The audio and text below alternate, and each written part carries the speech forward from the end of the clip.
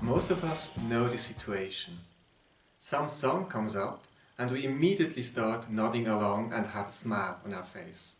This experience is commonly known as feeling the groove.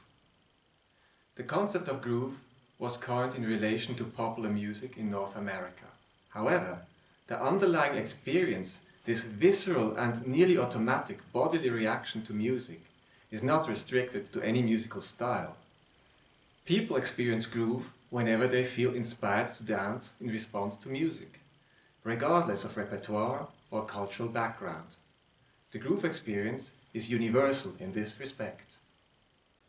Music psychology started to investigate the groove phenomenon relatively late. The pioneer in this domain was Guy Madison. He raised the topic at conferences in the early 2000s and published a first study in 2006. The most cited psychological definition of groove was provided by Petr Janata and colleagues in 2012. They defined the groove experience as a pleasant sense of wanting to move along with the music. After 2012, more researchers boarded the train, and by 2020, approximately 50 empirical groove studies had been published. What is it in the music, in us, or in the listening situation that makes us want to dance? This is the fundamental question of groove research. In order to answer this question empirically, we need a way to measure the strength of the groove experience. Past studies have used a variety of psychometric instruments to measure groove. They range from brief, one-item scales to more elaborate tools. Back in 2019, we decided that it was time for a standardized instrument to measure groove in listening experiments. We wanted it to be developed according to psychometric principles.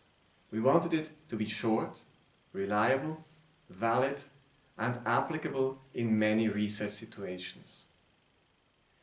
We came up with the Experience of Groove Questionnaire, or EGQ, that we present to you today. Now, who is we? The EGQ was developed by a group of researchers from 3 different countries. The core team is based in Lucerne, Switzerland. One colleague is from the University of Oslo in Norway. And another colleague is from the Hanover University of Music, Drama and Media in Hanover, Germany. Our goal was a questionnaire with 2 scales. The first scale measures how intensely music listeners feel the urge to move. The second scale measures how much pleasure they experience while listening. This is according to Janata's definition of groove as a pleasant sense of wanting to move along with the music. We followed the methodology by Betsy McCoach and colleagues, presented in their 2013 book, Instrument Development in the Affective Domain. The procedure had 2 phases. The first phase was dedicated to collecting items and letting experts in the field judge these items. The second phase was dedicated to reducing the number of items for each scale and to assessing the reliability of the scales. We assembled 25 candidate questionnaire items. They are listed in this table. Many of them were derived from the questionnaires that we found in the literature, but we also added some of our own. Next, we asked 15 of our groove research colleagues to judge how well each item captured either of the 2 constructs. Thus, they helped us establish the content validity of the items. The experts associated 9 items with the urge to move concept. These items form the upper block. The item with the highest mean rating is listed on top. It says, "This music evokes the sensation of wanting to move some part of the body." The item was derived from Madison's studies. The experts associated items number 10 to 20 with the pleasure concept, here in the central block. The highest rated item mentions the pleasure concept verbatim. Listening to this music gives me pleasure. We adapted this from a study by Maria Wittek. The colleagues also gave us arguments to drop items. For example, items 21 and 22 were criticized for using the words dance party and gym. These concepts are relevant in the West, but not necessarily anywhere else in the world. So we discarded these items. In the second phase, we carried out 2 listening experiments with 8 stimuli. We wanted the participants to experience a wide range of responses in the urge to move and pleasure dimensions. So we chose stimuli that would trigger strong reactions in either directions.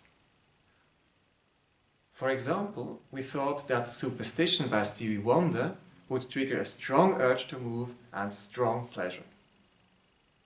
We also selected stimuli that we assumed would trigger responses from the other end of the spectrum. Number 7 is the track Machine Gun by the Peter Brötzmann Octet. This is free jazz, loud and aggressive. It avoids any hint of a regular meter.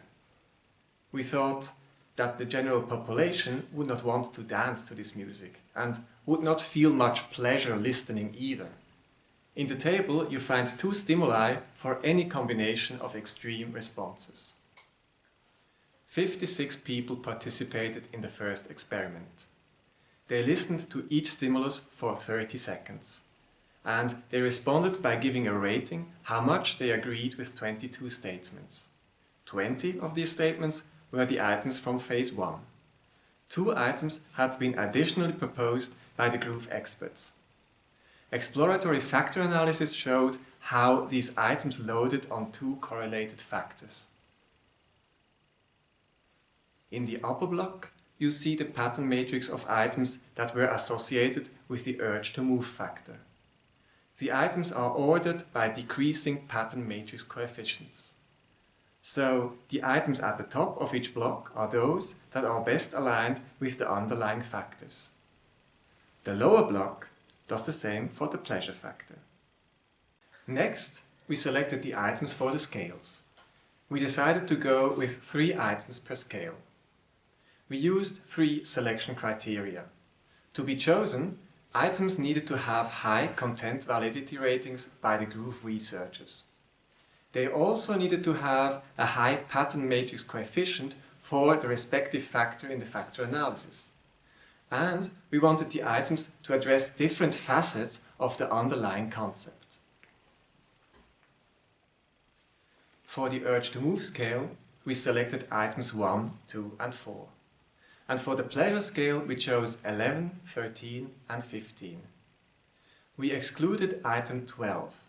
I love listening to this music. Because we already had selected item 11.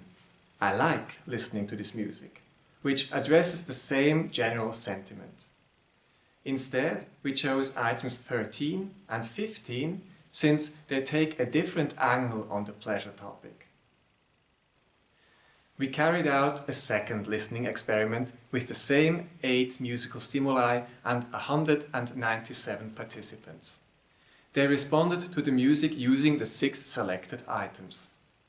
Confirmatory factor analysis showed that a target model with 2 correlated factors had a good fit with the data and was significantly better than models with only 1 factor or with 2 uncorrelated factors. It can be seen that the 6 items measure the 2 underlying factors with high reliability. Cronbach's alpha was at 0.92 for the urge to move factor and at 0.97 for pleasure.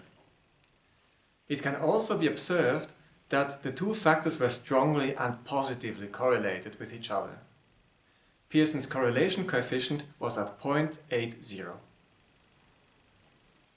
The strong positive correlation between the urge to move and pleasure scales can be seen here in this scatter plot. It shows the urge to move ratings on the vertical axis and listening pleasure on the horizontal axis. The big symbols in the foreground show the mean ratings for the 8 stimuli. The small symbols in the background are single ratings by one participant and of one stimulus. Superstition is number 1. Very superstitious. Writings on the wall. Very superstitious. The mean ratings place it in the upper right quadrant. So it had indeed received the high ratings on both the urge to move and pleasure scales that we predicted. Peter Brötzmann and his wild bunch landed bottom left. So listeners felt low urge to move and low pleasure, also as we predicted.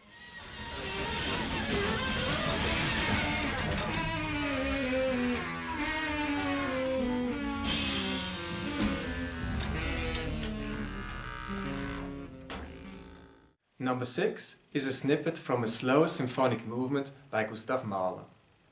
We thought that listeners would not get much urge to move from this music, but they would experience pleasure, and this was confirmed.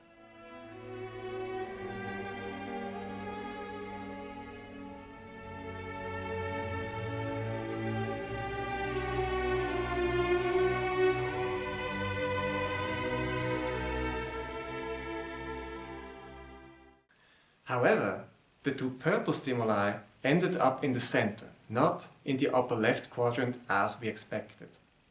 Number 3 is the notorious chicken dance.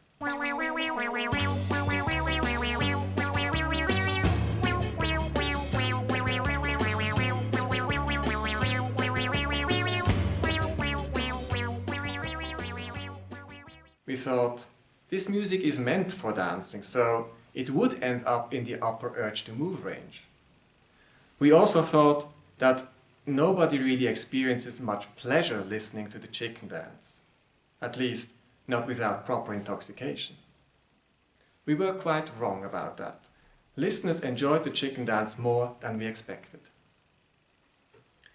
You may notice that the upper left corner of the plot is nearly empty of any ratings. We wondered why this would be the case. There are basically 2 interpretations. Either we just failed to find stimuli that truly inhabit the upper left quadrant of this plot, and the situation could be amended by finding better stimuli. Or the other interpretation is that these stimuli do not exist, because pleasure is a precondition for the urge to move. This is a hypothesis to be tested in the future. This paper presented the experience of Groove Questionnaire. We hope that it will be useful to the Groove research community and that it will facilitate the comparison of results across studies. The questionnaire can also be applied outside of Groove studies whenever researchers need to assess to what extent music stimulates body movement and pleasure in listeners. This might be in the context of movement therapy, for example in Parkinson's, or in the context of sports and exercise. The pleasure scale might also be useful to study the benefits of music for people with mental disorders, such as depression. The questionnaire is in English, so translations might be necessary to apply it in different cultural settings. A German version has been developed by our colleagues in Hanover and will soon be published. And we hope that further translations into other languages will follow. Superstition.